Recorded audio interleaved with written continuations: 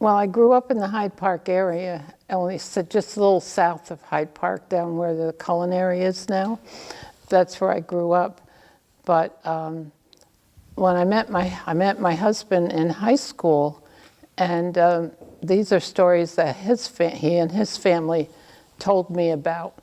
So when he was a little boy, Mrs. Roosevelt would call the house and ask if he would come and swim in the pool with her grandchildren. And so he actually swam in the pool with the grandchildren. I think that's amazing. And then also Mrs. Roosevelt would read the Christmas Carol around Christmas Eve, and she would call up the family and ask if Clifford would come.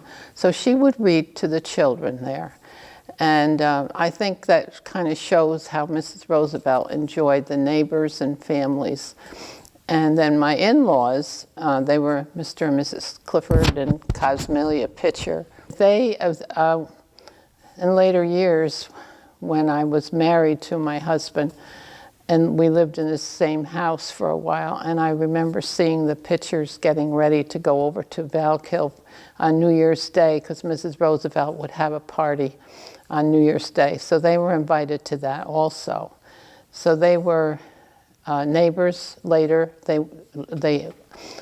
Originally they lived near East Park, which isn't too far from Valkill, but then they moved out to Cream Street, and they had a farm out there, and it bordered Top Cottage property. So the only thing I remember myself about that, I could see some of the Roosevelts rode their horses through the area up there, up on Cream Street. Actually, my family didn't have really any connection, but my mother's uncles, they were all Dutch from Holland, and they were carpenters. And I heard stories later that they worked on Top Cottage.